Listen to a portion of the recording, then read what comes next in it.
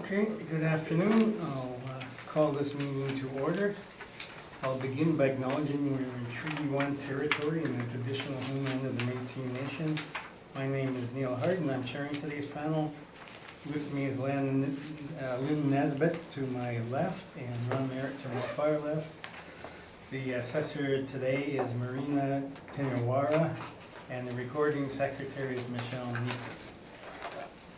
We will be hearing applications for revision of the assessment rule in accordance with the Municipal Assessment Act. The matters for which revision is requested have been described in each application and will limit discussion to those matters. The statements of the applicant to the assessor making this hearing are sworn testimony and anyone speaking to the matters must be sworn in. Be advised that comparisons of assessments of properties are not considered evidence of market value by the board. The board is appointed annually by council and is independent of it in city administration. It makes its decisions on the basis of the evidence provided at this hearing and issues a written order that may mailed to all parties as soon as possible. Please note that the board's decisions with respect to an application may be appealed to the Manitoba Municipal Board if the matter pertains to assessed value or classification, which is the Court of Queen's Bench if the matter pertains to the application of exemptions to taxation. Should you wish to appeal information, do so will be included with the board's order. With respect to the hearing process, I will confirm the matter to be addressed with each applicant following a swearing in. You'll then have the assessor's testimony followed by questions the applicant may have, and the applicant's testimony followed by questions. Each side will have an opportunity to summarize if they wish. Once all the evidence about an application has been brought forward, the applicant will leave. The process will repeat for each item on the docket today. The session will close after all the applications have been heard, and the board will deliberate and private make its decisions. We'll receive the order by registered mail as soon as possible. As information, all public hearings are live stream recorded and will be part of the public record. So, can you swear them in?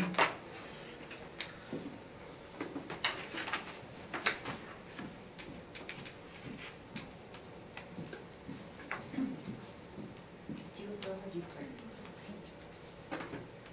Can you state your full name, please? Marina Gantika Tenawara. Do you affirm that the evidence you're about to give at this hearing should be the truth, the whole truth, and nothing but? I do, thank you. Do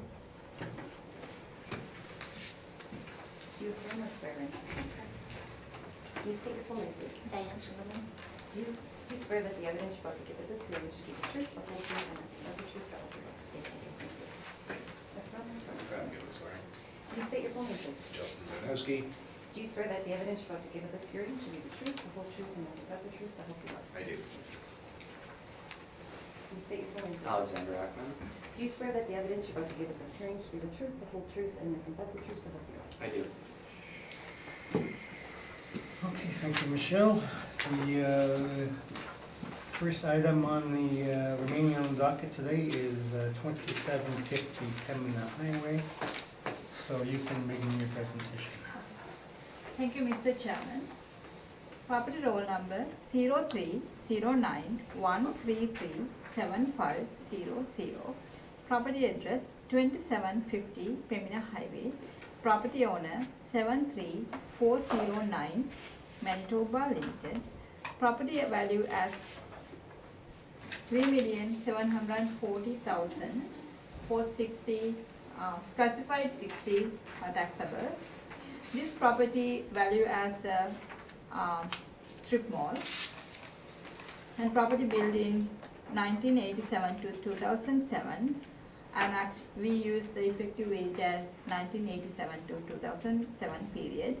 No change in effective age and property land area is 55,181 square feet. Page number 2, you can see subject property leases. Leases vary from $15. $15 is the older lease. Actual new lease is, as I remember, around $20. From $40.60 for the Starbucks. That's the way rental lease range. And my page number 3 is the rent comparables. Those are vary from $16 to $34. And my rental comparables are from Pembina Highway, all close to proximity. And page number 4 is a model-driven income calculation for the property. We use the model rent to calculate the final value. Our model rents starting from $17.97 to $38.75, which is for Starbucks. Actually, it's collecting $40.60. We use the rental close to the rental rate.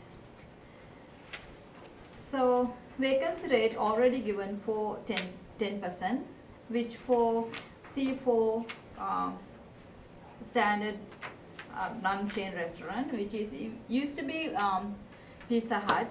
Then it is right now it's under renovation, and as a if I'm talking to physical condition to the building, currently under renovation, the new tenant will be moved sometime this year. So we use a capitalization model driven 6.55 cap rate and 2% expenses and 10% vacancy. Page number 5, you can see the location and the buildings.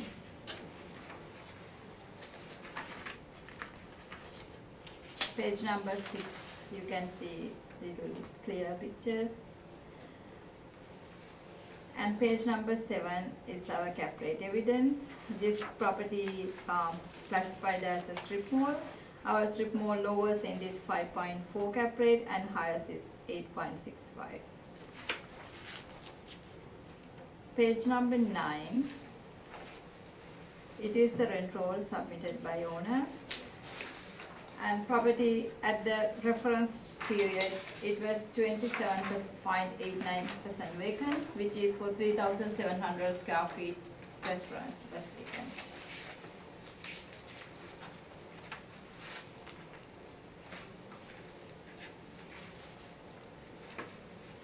And you can see page number 10, reported in expenses.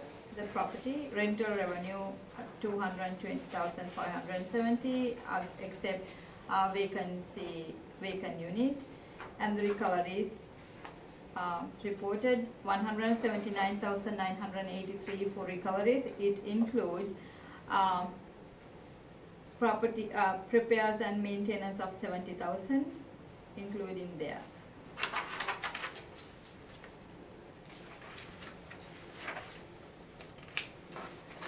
And my page number 12 is the master rent roll information.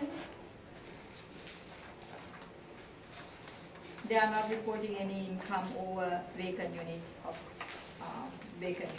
which is 3,700 square feet. And my last 3 pages are our agenda. We are considering every assessment cycle. It is a fresh assessment and capitalization evidence. Those are not 100% evidence for this property. It's the range. And the non-recoverable expenses calculation is showing 1.06% median for the non-recoverable expenses for this property. If we remove repair and maintenance, it's within the range. So I'm kindly asking confirm the value for this property. Thank you, Mr. Chairman. Okay, do you have any questions? Yes. On your page 2, under subject property leases, you have unit F as that lease, but that lease was not in place at the time. It was expired by then. You mean the Pizza Hut? Yes. Oh, yeah. That's what I explained. It's at that time it was vacant, but this is the period starting 2009 for 7 years. Right, but it Yeah. was vacant Yes, I mentioned it was vacant. at the reference date. Yes, it was vacant. Yes, no problem. 2 Because years this before the is reference no, date. this is the data we entered in the system. Once we run the brief, it's there. That's why I mentioned it's vacant at the reference time. Okay. On page 3, do you have any comparables for the 3,700 square foot former restaurant? No, I don't see anything here. So none of these comparables were former Pizza Huts Uh, or former chain restaurants that had a specific look or? no, some comparables higher rent one for the Starbucks and the Subway, but it's not for the Pizza Hut.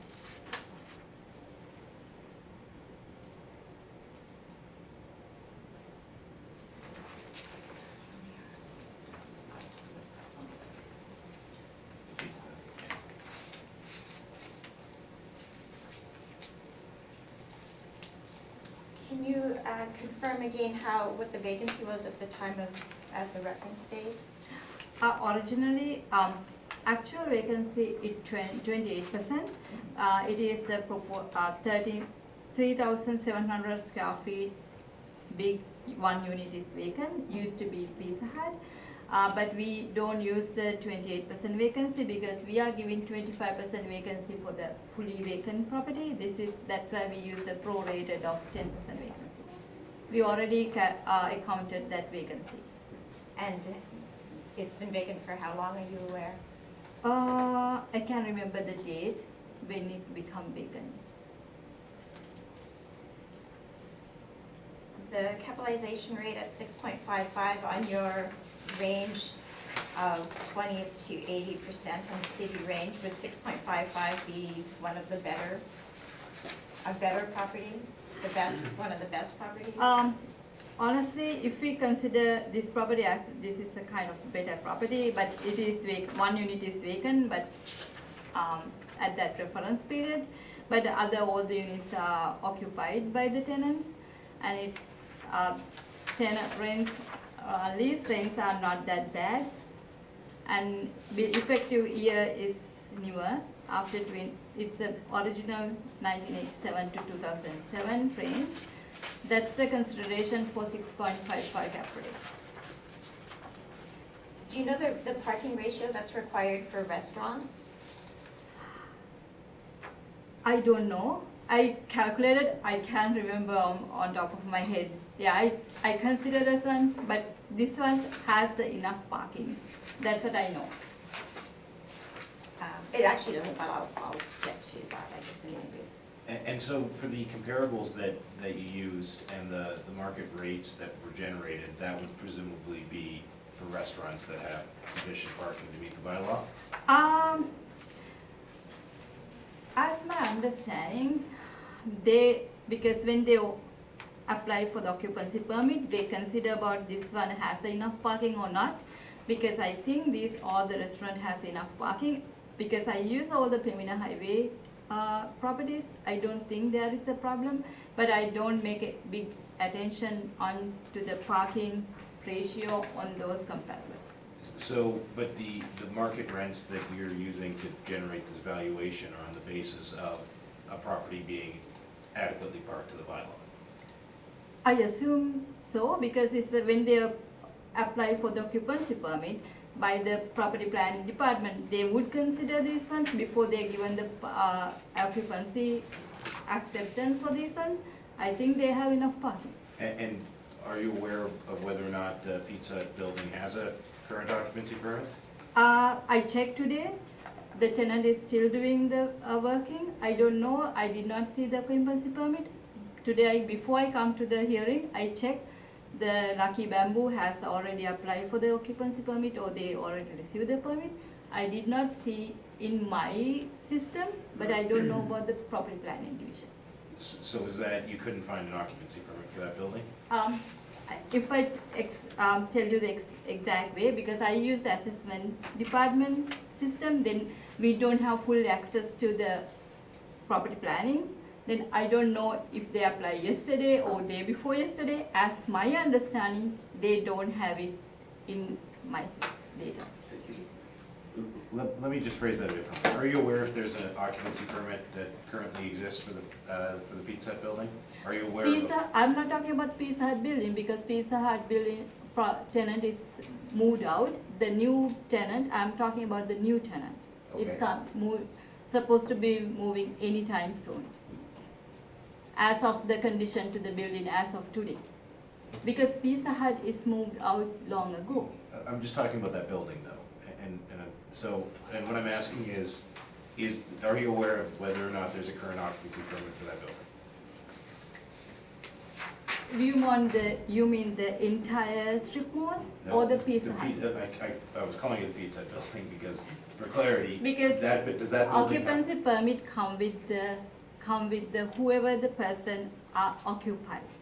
When someone asks for the occupancy permit, there are no occupancy permit because Pizza Hut moved out, because I don't know what's the regulation at the time of 2009, because Pizza Hut moved in 2009, right? I don't know the regulation for the 2009 parking regulation. It's totally gone now. Then whatever the new regulation will apply to the new tenant, but new tenant, I don't know he has already applied for tenant occupancy permit or not. Then I don't know about the Pizza Hut occupancy permit, as my understanding. Okay. So does the city think that this property increased in value 21% with 2 more years at 28% vacancy? Is that what the city's position is? I think what has happened in this property, it used to be the neighborhood shopping center. It's a neighborhood shopping center parameters apply before. Now after we introduced the strip mall, this property converted to strip mall, then it applied the strip mall parameters. I think that might be the one of the reason, and this is maybe the last cycle it's below assessed. I don't know, and also if I know, I think this property last cycle we sent value, original value was. Okay, we're not concerned about the value. Yeah, value, yes, yeah. Last cycle. So when you say it converted to a strip mall, you mean the way the city assessment department dealt with it was changed? Obviously, the building hasn't changed. The two things happen.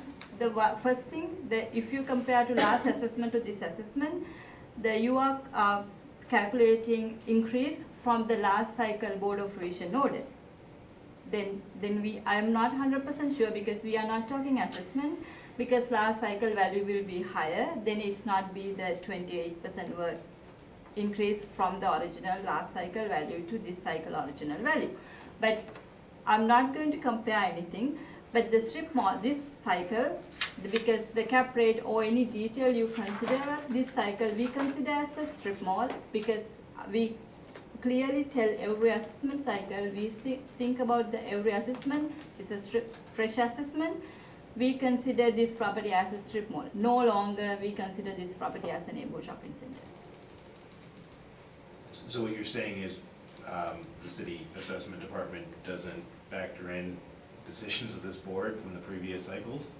Not 100%, because we factor the most of the model-driven consideration, but because Board of Revision decision is based on the way presented, the assessor presented, and the applicant presented, and the particular board make a decision, then we cannot consider it's kind of the increase from there to here. But original value to original value could be the different percentage. Because assessment information is not considered as the evidence, I did not go through those ones to find out percentage and the increase or anything, because it's a last cycle assessment. It's totally irrelevant to the today's theory. Okay. Just one final thing, so you would agree that the vacancy is 28%? Actual vacancy is 28%. If we divide it, 3,700 divided by total square footage, it's 28%. And you'd agree that you're using a cap rate for a premium cap rate for one of the best strip malls on a property that is 28% vacant? Because our premium cap rate is 5.4, we use 6.55. Yes, within the 20th to 80th percentile. So you're suggesting that this is almost, it's a little bit higher than the lowest. Yeah, but we gave the extra vacancy elements of 10%, otherwise we will give 4% vacancy, because we consider the vacancy, we address the vacancy, we make a consideration for vacancy. And we still use a 6.55 model driven cap rate. Okay, that's all. Thank you. Okay, Mr. Merritt, any questions? Yes, thank you, Mr. Chairman. Marina,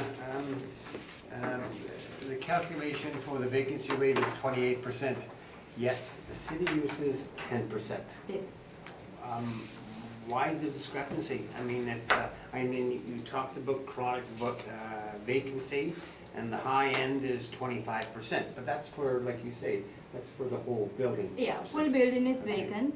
But, percentage-wise, you're looking at 28%, vacancy, so yet the city's coming along at 10%, so. But it is a graph. If you draw the graph using 0% vacancy at 4%, 0% vacancy at 4%, and 100% vacancy at 25%, then when you do the prorated vacancy, we are coming around 10% vacancy. That's how we use the 10% there. Because it's 100% vacant, we are giving 25% vacancy. Okay. And 0% vacant, we are giving 4% vacancy. Then this is 28% vacancy. It's a line in between. That's how we calculated. That's how we calculated the prorated. So I've looked at the calculation for the Pizza Hut running 7 years, 10 months. So when did they leave? Did they leave in 17? Do you know offhand? That's the question I can't answer, because I did check those ones. I can't remember the exact date. Okay. Then I assume the Pizza Hut leave after 8 years. 7 years and 10 months is approximately 8 years. That's what I assume. I cannot Okay. answer when it became vacant. Probably the applicants fill that in, but did you inspect the property at all? Oh, this property, honestly, I did not inspect the property for sake of this appeal. Okay, Every 2 days, I go there. okay. I pass the building, I know very well.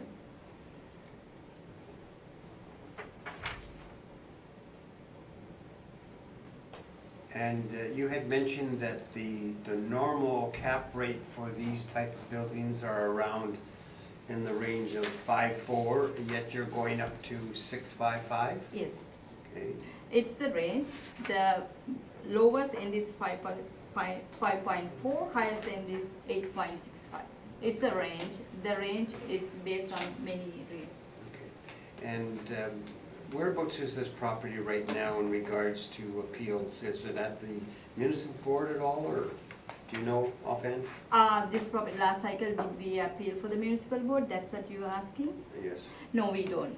Okay, you don't know? Or it's Because not there?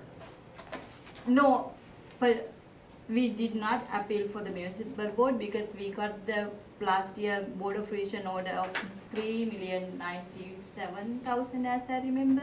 Yes, I remember, I see that. Yeah, then we thought But I'm about just it. wondering if either party took it further. As I know, Okay, no, you no, don't none know. of us. Okay.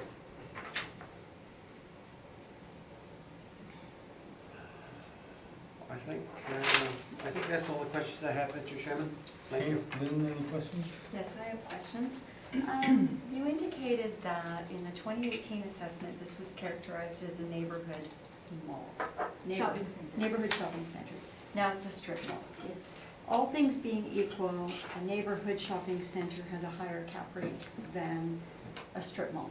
So my question relates to what makes something a neighborhood shopping center versus a strip mall? Because there is a difference in cap rate, so a change, and I appreciate that the assessment department can make changes, I don't question that, but I'm questioning what triggered the change or why. Because a neighborhood shopping center, we use the neighborhood shopping center as a to-go kind of classification if we can find the better one, because this has a Starbucks, Subway, and the Pizza Hut, and the medical office and dental office. Then at that time we don't have a strip mall park. Then we use the neighborhood shopping center. We don't have any other thing to put it. This is not the retail. That's why we put in the neighborhood shopping center. Then because we did lots of work to find out about introducing new property type class to address these type of properties. Then it's a strip mall property type class introduced. And then even though we are in the process of, because we do lots of work to convert to some properties, we have guidelines how to determine the neighborhood shopping center and strip mall, and we went through those ones. We started converting some properties from the neighborhood shopping center to strip malls, going through that guidelines and those ones. But some properties actually even though transformation we forget or we kind of oversee it and this kind of thing, we are still working some properties converting to neighborhood shopping centers, strip mall. You can see this property is a smaller property. Neighborhood shopping centers are bigger than these properties. This is very small compared to neighborhood shopping centers. That's the reason. So it's all about the size. It's the size and the combination and everything, and the shape and the parking ratio and everything. What is the size? Like there must be a cutoff. No 100% cutoff. Okay. But What do your guidelines say?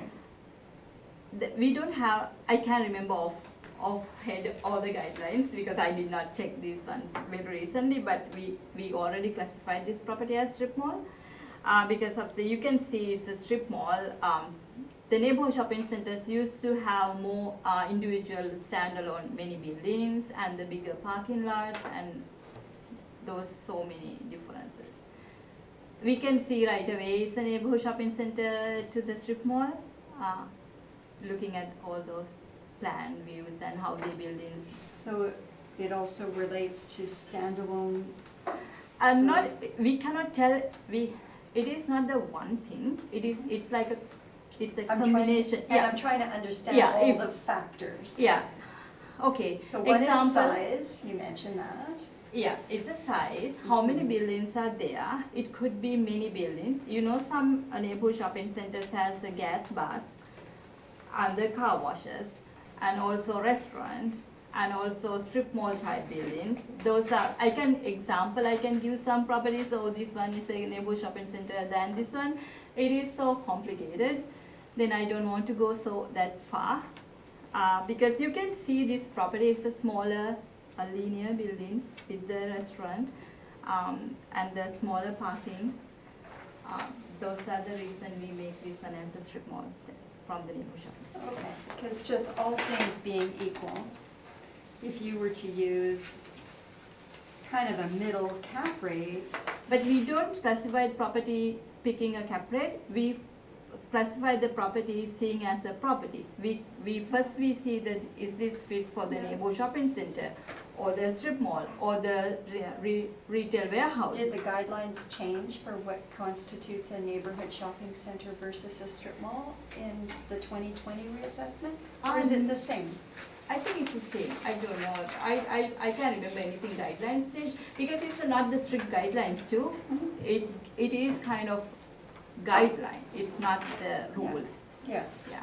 Okay. There's some flexibility. Yeah, flexibility. We can make a decision over, and we can see the big picture about the property, how it operates, and everything.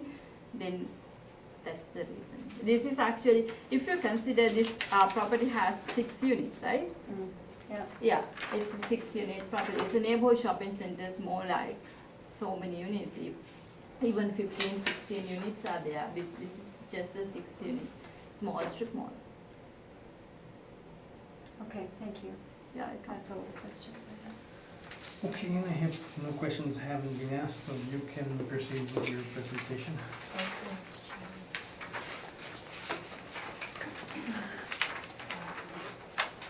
Page 1, the property under appeal is strip mall with a freestanding vacant red roof Pizza Hut style building. The assessment for 2020 increased 21% since 2018. And during those 2 years, the Pizza Hut building was just vacant 2 more years. So nothing improved at the property. In fact, the circumstances of the property decreased or declined. Page 2, the income workup, I used the actual rents in place, except for the vacancy, of course, because there is no actual rent in place. And we used a $10 value there because in 4 years, or even a little bit more than 4 years, we have not been able to lease it at any rate. This building went vacant on March 2016. Vacancy is 28%, as you know, but we don't suspect it'll be 28% forever, so we used a vacancy rate of 15% to account for the 3 to 4 years vacancy. The shortfall of $9, and management refers to the non-recoverable, sorry, that's a typo, of 5% and 2%. For a net operating income of $184,000. We've capped the value of the income at 7.5%. The last go around, it was capped at 7.75 by the board, and we, as some cap rates have come down, we've reduced the cap rate to 7.5. And we come to a value of $2,463,000, which is lower than the previous year, the previous cycle, because the circumstances have declined there. As I indicated, actual rents, lease rents in place were used for the valuation. I also have some supporting comparables on Pembina Highway of similar type tenants, fast food, medical, all in the range, lower than or approximately what I've used for the valuation. Vacancy allowance, again, the property's been 28% vacant since March 2016. Long before it went vacant, we were trying to lease it. We knew that it was going to be vacant. The inside of the building is in deplorable condition. They, of course, weren't really renovating in the last few number of years. They knew they were leaving. And in order to lease this space, we will have to make a huge investment to make it leasable. Repurposing the space is not completed, and many issues have been discovered while investigating the feasibility of the renovation, including a furnace located at the roof deck. The floor needs to be entirely replaced. The power supply is inadequate for a multi-tenant building. Black mold was found on the back wall, and relocation of the roof ladder so vandals can't easily access it. The ceilings in this building, the old Pizza Hut, are only 9 feet, and that also restricts us with respect to releasing this property. The parking ratios for restaurants is 10 stalls per 1,000. We have 6,600 feet of restaurants in this property if you include the Pizza Hut building. And so that would mean that we require 66 stalls just for the restaurants, and then we would need, of course, more stalls for the remaining 7,000 feet of tenants. If you look in the assessor's brief on page 9, you will see that we have 61 stalls, so we don't have enough parking for the uses, and that's actually one of the significant reasons why it was never able to be released, because there wasn't enough parking. Subsequent to the Pizza Hut going in, the Starbucks went in, and we took a whole big section to make a drive-through, and so that took away some space for parking. So it is not adequately parked, and that is why, one of the reasons why it's been impossible to lease. Shortfall has been around $11 for the last 4 years. Taxes alone are $5.50 per foot. We've used a conservative $9 per foot for the shortfall.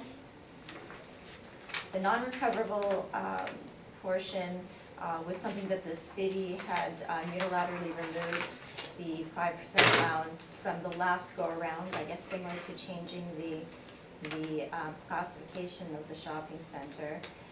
This has been treated by both taxpayers and the assessor as an accounting for non-recoverable expenses. The reality of administering commercial leases is that even triple net leases will almost always contain provisions which limit the recovery of certain costs from tenants. As such, a proper analysis of the value of the property includes a deduction from the net income of that property to account for these expenses.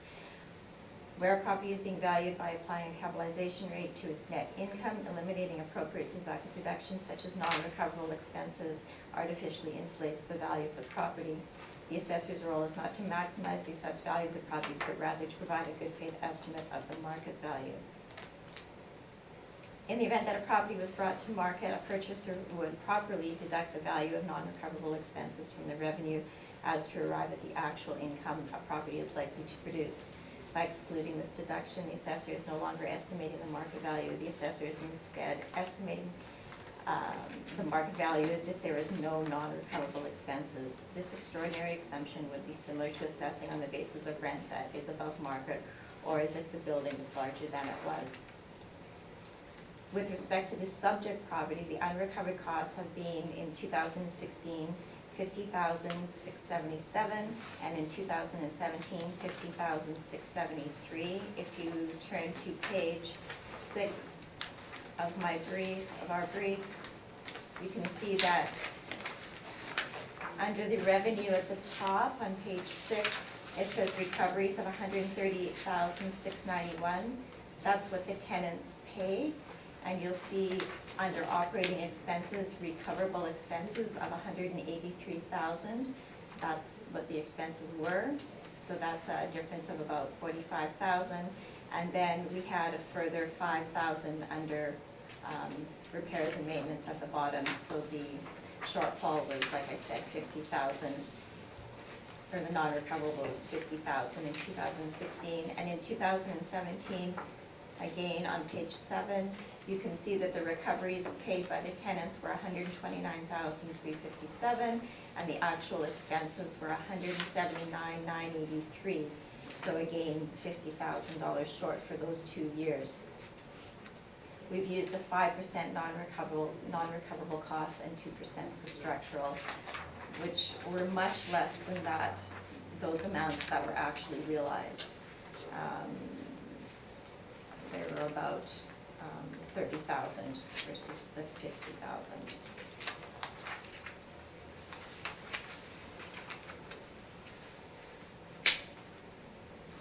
The assessment department uses 6.55% cap rate for the property. As a result of the risks involved with the Pizza Hut style building, which is not leasable to any other tenant in its current form, this property requires a higher cap rate. Rents used in this valuation are higher than market and require a higher capitalization rate. As we said, it was impossible to lease the Pizza Hut style building, and the cost to repurpose this will be about $275,000. We've used a cap rate of 7.5 to account for the risks involved in this property, and also the cap rate for 2018 was 7.75, so we've reduced it from there. We submit that the value of the property is $2,463,000 at the reference date. If we go to page 8 of our brief, we can see that the value determined in 2016 for the 2018 assessment year was $3,097,000.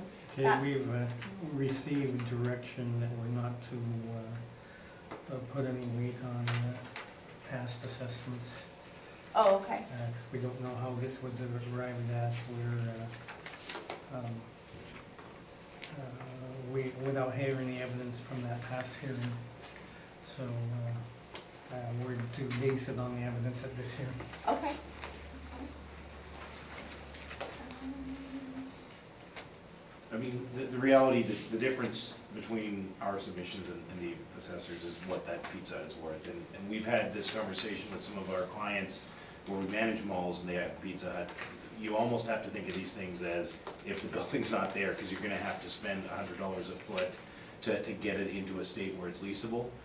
We manage, we have 4 Pizza Huts in our portfolio. One, we managed to get a radio station to take it, otherwise, we have, yeah, sorry, 5. They're just, they tend to be in deplorable shape, and the ones that are standalone are, nobody wants to lease an old Pizza Hut. That's just been our experience. So here, our plan for the renovation, which is just beginning, is that we're going to demise the space, because otherwise it's just, nobody's willing to take these Pizza Huts. So as, you know, the date we're talking about here, an existing physical condition is, it's a deplorable old Pizza Hut with a furnace in the roof and, you know, 9-foot ceilings, which is, that'd be a cozy apartment. Never, you know, for retail use, it's not viable anymore. It was built for Pizza Hut, and that's it. That's all, thank you. Okay, questions? Thank you, Mr. Chairman. Actually, I'm going to change my questioning order. You both mentioned this is built as a Pizza Hut, it is a Pizza Hut building. And also you talk about the current physical condition. But can you explain about the current physical condition of this building? It's a construction site. The restaurant that was in there has been entirely demolished, and pre-con, our contractor, is currently doing renovations, but it's not a restaurant right now. It is not the restaurant, I know Yeah, that. it's closer to a shell space would be Okay. right now, today's physical condition. Today's physical condition. And also any tenant is moving pretty soon? No. Obviously, the fact that there is a tenant there is post-reference, but, and there's no work that's been done by that tenant. No, in the space. I know it's a post reference. I honestly know because you are the one mentioned about the physical condition to building. Before I came to hearing, I checked all the permits. Yeah, they're not, that tenant isn't anywhere near close to being ready. Yeah, they haven't, there isn't any work that's been done by that tenant. Okay.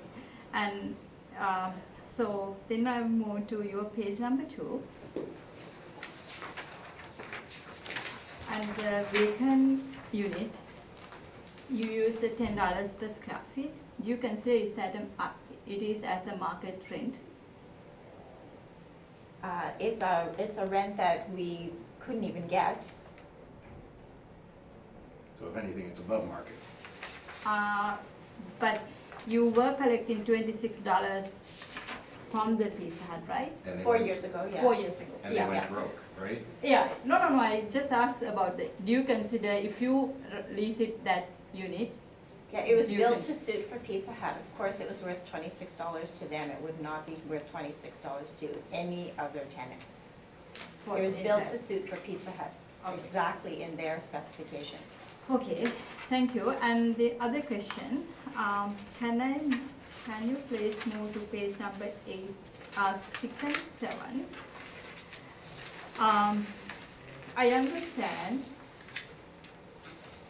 the recoverable expenses reported as 183,310 on page number 6, which includes the 71,894 repairs and maintenance.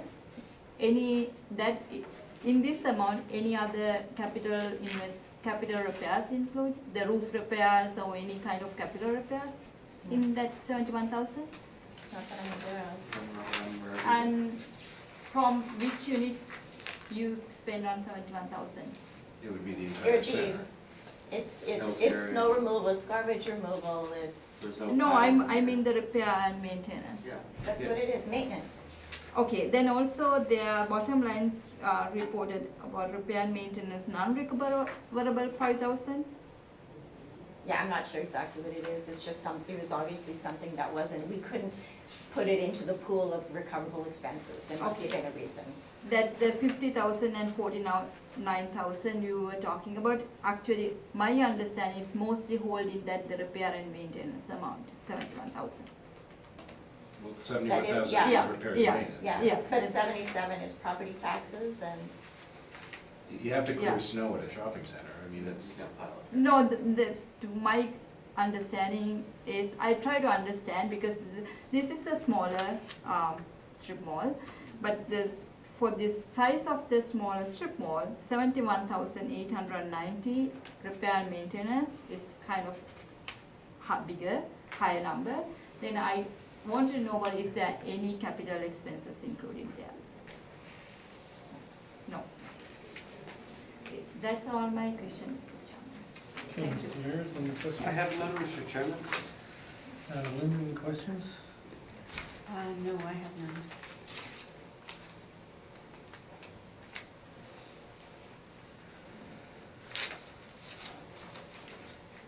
So, just to go over the shortfall again, it wasn't clear in my mind how we arrived at that $9. The shortfall is for the vacancy. Is that your question? Yeah, Okay, not the non-recoverable, you're no, the referring to shortfall amount, the $9 shortfall amount. Okay, so the shortfall at the property is about $11 per square foot, because property taxes at 77,000 per year are $550. Property taxes are $550, and then the remaining $650 is for maintenance and insurance, and Okay, that's I what that is. understand now. All right, thank you for that. Okay, I have no more questions, so thank you for that. We move on to our second property.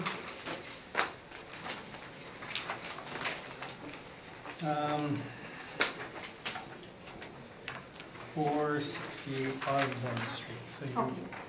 Thank you, Mr. Chairman.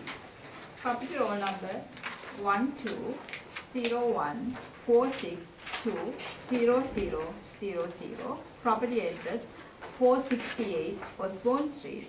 Property owner 654047 Manitoba Limited. Property value as 726,000. Property classified as a restaurant. This is originally classified as a strip mall, but I did some work to show it's a restaurant and the strip mall. Property built in 1980. Effective age we use 1980. Property land area is 11,897. Property has sales history. August 7, 2012, property sold in $720,000, which is in page number 2. And I have used the rent comparables. Those are restaurant and are in the similar area. It's a range, $22 for $29, but none of these restaurant rent in that high rental rate. Excuse me. Page number 3, you can see the location and what are the restaurant in there. It's a Domino's in the half of the building, another Chinese restaurant in the other half of the building. And property original valuation went out as a strip mall because it's a 2-unit strip mall. Then because of the both units used as a restaurant, I changed to see about how we see this property as a restaurant properties, 2 units restaurant. Then strip mall rental rates are $15.43 for the Domino's, and the other unit is $15.80. And the restaurant rents are $17.11 and $17.52, which is the similar range of the rental rates they are reporting on this property. And the strip mall is a 4% cap rate, 4% vacancy, restaurant is a 3% vacancy, and strip mall is a 5.55 vacancy because of the location, Pemina Osborne. But restaurant cap rate is 6.25 cap rate. Either way, we are getting exact same number, 726,000 for this property. It's the 2 different categories we use. So if you please move to page number 6, you will see the rental information reported. They are reporting 49,270 net operating income. If I use the restaurant net operating income, 45,379. If I see strip mall net operating income 40,280, and the cap rate is different. That's, but we get the exact same number, the final number. So this property, recoverable expenses reported 32,446. They recovered 36,174. Actually, it's recovered more than actually spent on expenses. It's 4,000 approximately higher than expenses. Strip mall cap rate is 5%, 4 to 8.65, and restaurant cap rate, we don't have restaurant cap rate in here. But I use the model driven cap rate for restaurant. I don't have page number, sorry. After page number 8, you will see the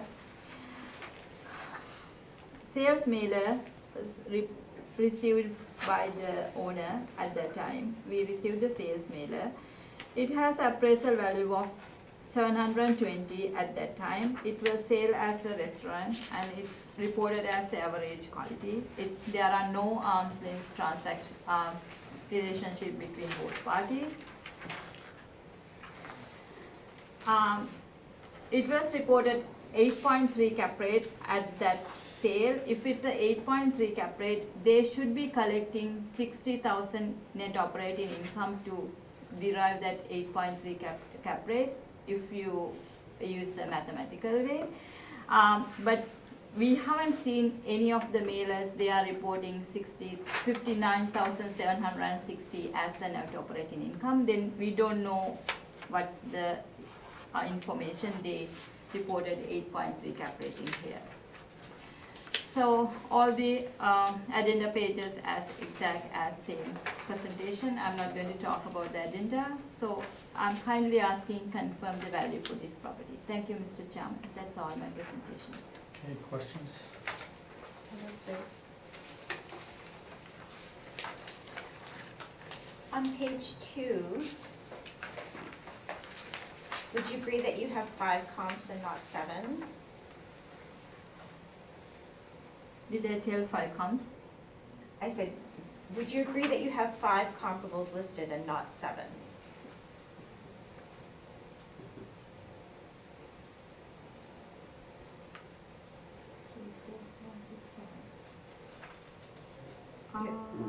I think there's a couple duplicated. Oh yeah, I see that. Yeah, sorry about that. It's my mistake. No, even it took me to recognize those 2. Okay, sorry about that. It's totally my mistake. Do these comparables support anything, either of the 2 rents you used in your? No, those are so much higher. Right. But because Osborne, it's really hard to find those kind of lower comparables for $15 and $17 for the restaurant. That's why it has to put the higher rent, but we are using so much lower rents on these properties.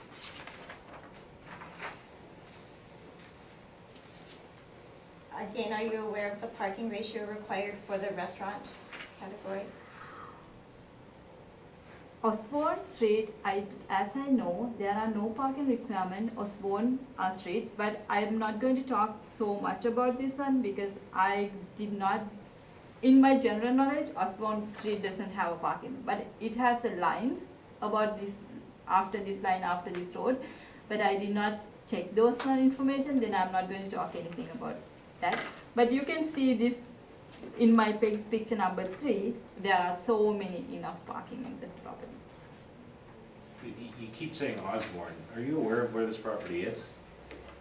This is the, if you see, it's the Osborne and the Brandon Street and Boardroom Avenue. Yeah, that's why I'm telling about the, I'm not going to talk about this one because the parking requirement has the lines, but I'm not, I did not check those ones because I never thought about the parking is going to be issue in this property looking at this picture. I never prepared to defend those ones. It is not an issue in this property. So, in your opinion, this property has sufficient parking to meet the bylaw requirements? I'm not talk about the bylaw requirement because I did not check those ones. Honestly, I don't know, Because the rental rate and the sales amount, sales price, and the 2 units in here, I don't see any problem particularly to operate in these 2 restaurants. It's a parking is the issue to operate these 2 restaurants here.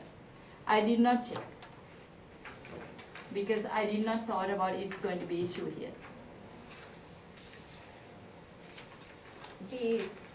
Do you know the tenant that was in place at the time of the sale you were referring to in your brief? If I check that sales mailer, they tell about what was the property used for sale at that time. It's a restaurant. Then I thought about this is at that time it was a restaurant. It's the tenants are there. That's all I know.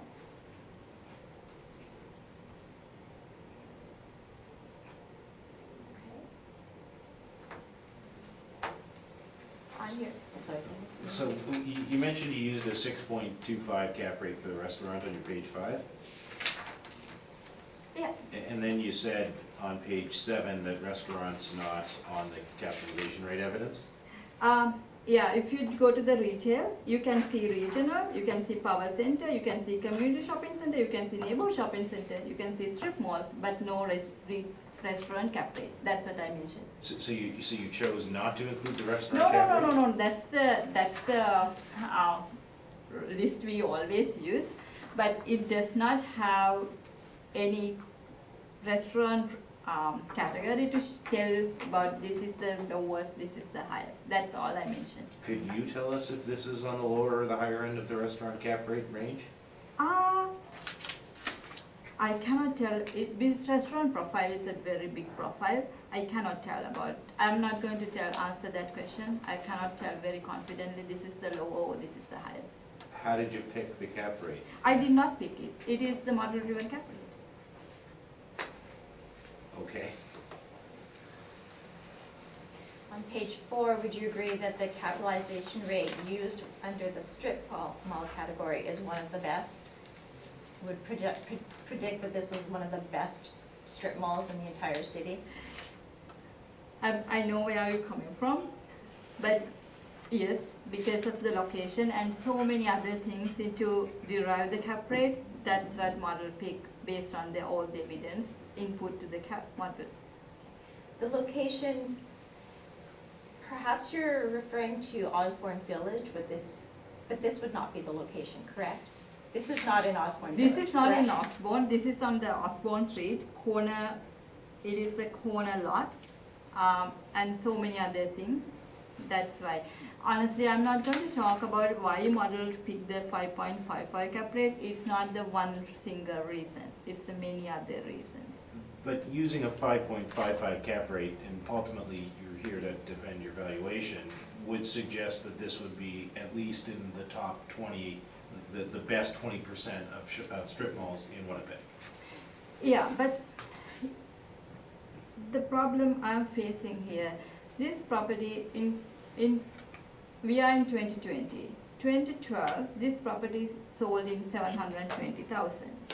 But if we see all the information, this is only 6,000 increase from the 2020 sale price. But other than that, I don't know anything about this property. About this, 5.54, yes, it is a good cap rate for the strip mall. It is in the better location. There are so many other things considered to derive the cap rate in the model. I cannot explain everything. So do you think that this, like your personal opinion, do you think that this strip mall is better than, say, 80% of other strip malls in Winnipeg? I am not saying like that because it's not only one reason for me to tell. I mean, it's a yes or no question, right? Like, do you think that this mall is better than 80%? This mall is in the 80% category. It's not better than 80%. I can tell this mall is in 80% category. It's no comparison between the other any properties. I can only speak in this property. It is in the 80%. Yeah. Well, it's above the 80th percentile. Yeah. I cannot compare anything I don't understand what you mean by you can't compare anything. because I cannot compare this is better than the other strip mall or this is better than the other strip mall or Y strip mall, I'm only can speak to this one.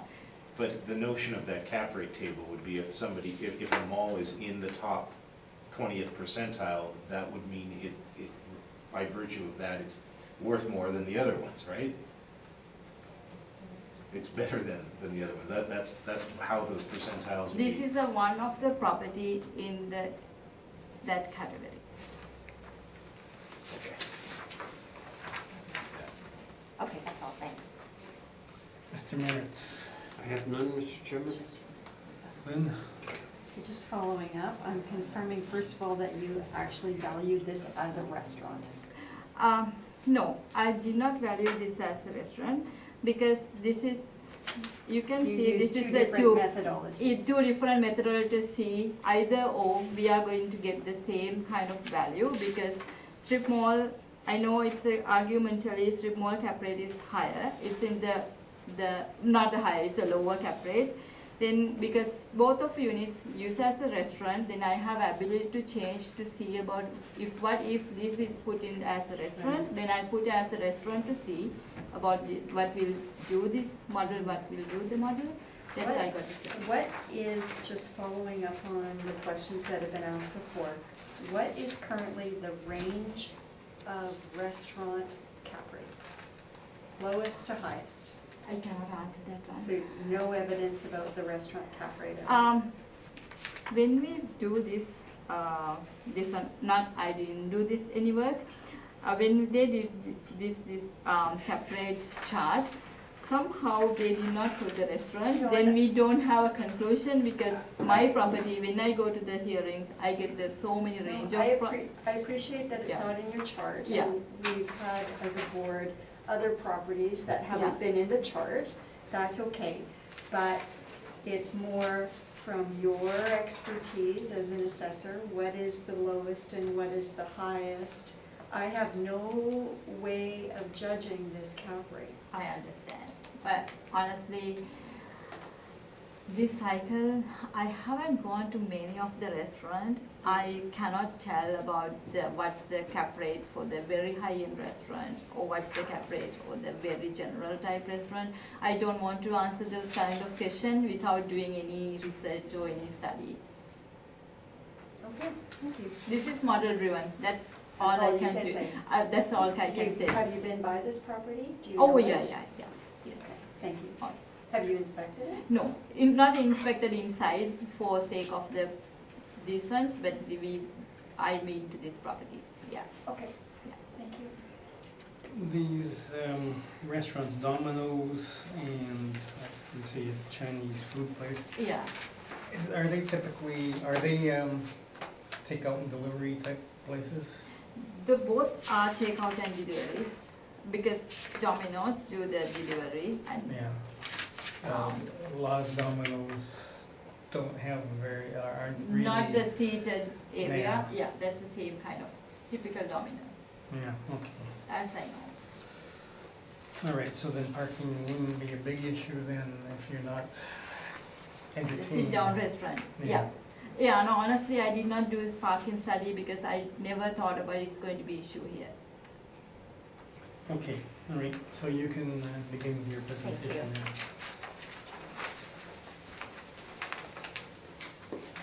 This property is an older two-unit strip mall in an older neighborhood in South Osborne Street at Brandon Avenue. There's no rear loading for the tenants, which limits the pool of tenants that can use this type of property. The size of the property increases the inherent risk in the property. When one tenant is vacant, the property can be more than 50% vacant, which it was for almost 2 years prior to the current tenancy. There are no economies of scale with such a small property, and operating costs are higher per square foot as a result. The operating costs, the shortfall at this property were $12.96 per foot in 2017, and property taxes alone were $6.82 per square foot. The high operating costs affect the amount of rent that can be achieved at this property. The 2018 assessment was $585,000, and it increased 24% in 2 years to $726,000. The income valuation is based on actual rents. vacancy of 4% is used for strip malls. And the shortfall of $12 was used because, like I said, with a very small property, snow removal and all sorts of things which I'll get into later, there's no economies of scale, there's no place to pile the snow, and so the shortfall costs per foot are higher. Non-recoverable and other of 5% and 2%, cap rate at 6.75%, and a market value of $600,000.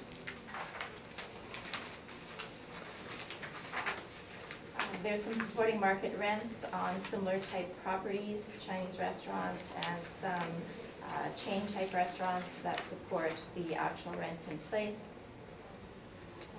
The vacancy analysis, we use the same 4% as was the original assessment by the city.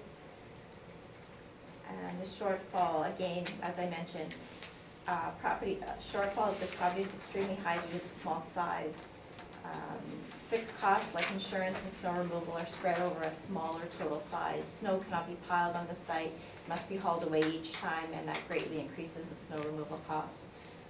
Actual shortfall, as I indicated, 2016 was $15.13, and 2017 was $12.96. The other thing that increases shortfall in these properties is the property tax appeal fees that we've had to have because we're always appealing the property taxes. We use 12%. Again, the non-recoverable is the same explanation I gave for the prior property. I won't go into it. If we look on pages 5 and 6, we can see that in 2015, the shortfall was about $60,000. In 2016, we recovered everything, and there was obviously some prior adjustments that we recovered a slightly more, whatever. It wouldn't be for any reason other than prior year adjustments or something. But over the 3 years, the shortfall was $60,000 over 3 years. And so if we prorate that over 10 years, then the shortfall would be about $6,000 per year. There's never gonna be 100% recovery in all cases. So we've used a non-recoverable of 5% and 2% to cover for the odd year that we don't recover $60,000 versus the years we recover 100%.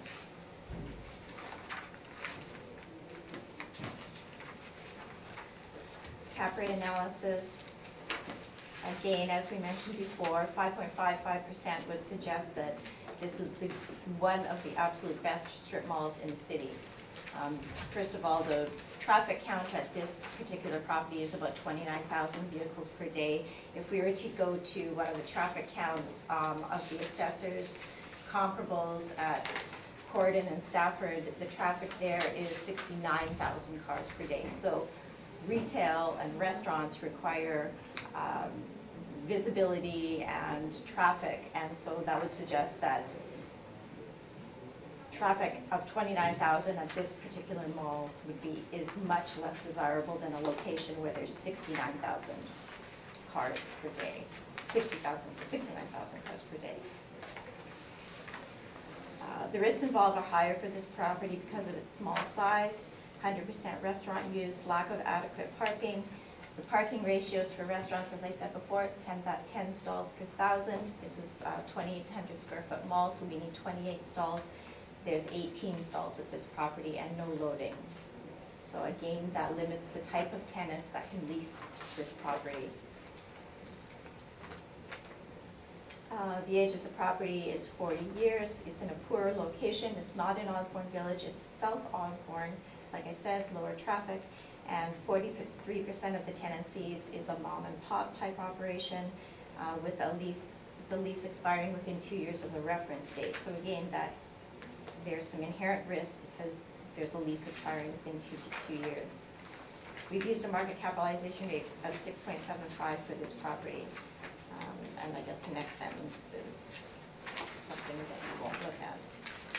We respectfully submit that the property's value is $600,000, not more than $600,000 on the reference date.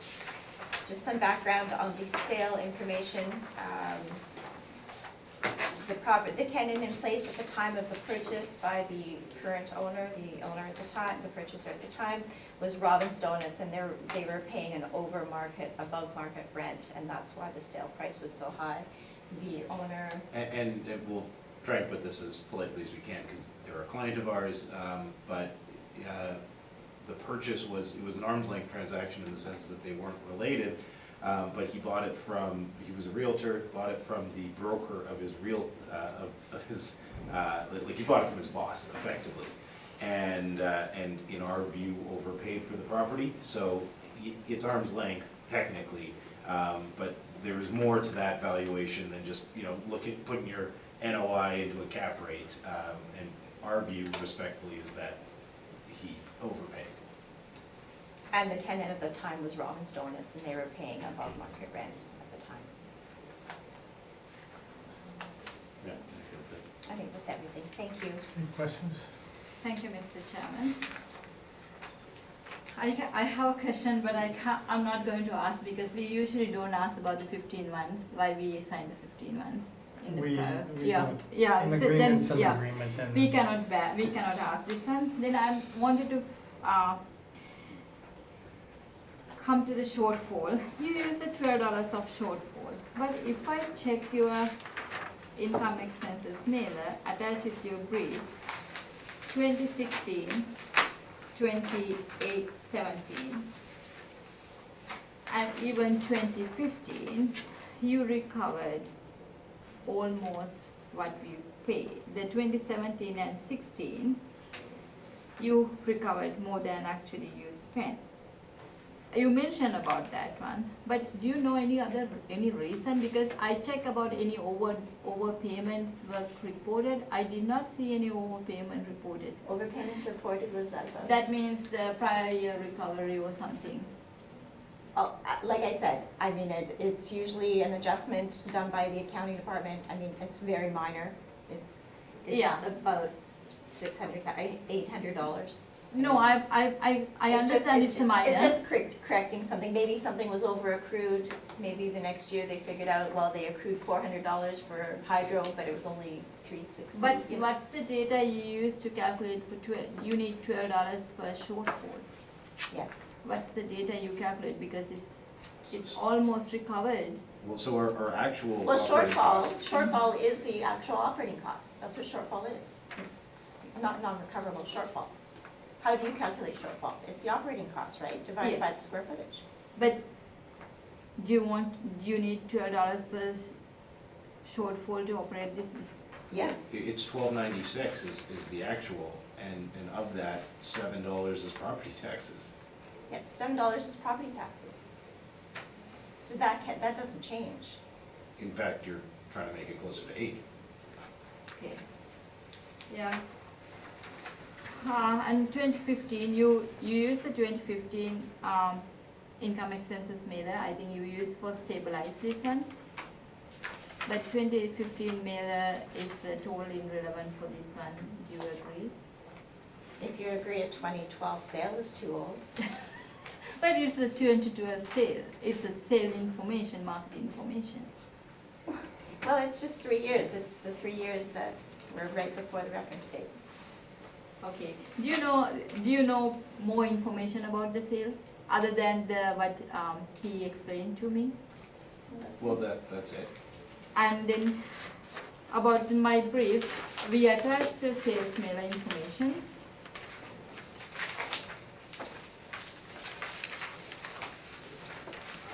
Then he clicked as it's no arm's length transaction, but you are telling it's the relations between parties? Technically still arm's length, but there's certainly considerations that are different or are worth considering. Like, we weren't involved in that transaction. We came to know the owner after this, but the fact that he was buying it from his boss, still technically arm's length, relevant though in terms of how that price was arrived at, in our view. That's all my question, Mr. Chairman. Mr. Meredith? I have none, Mr. Chairman. Okay.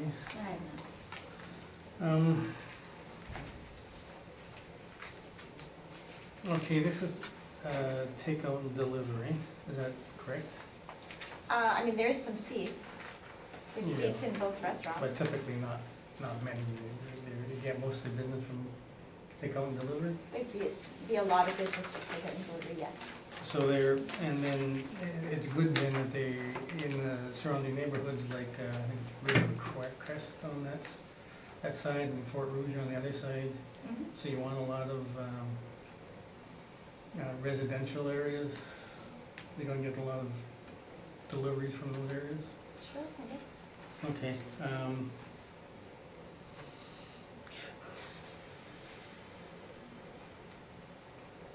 and using the actual rents in place.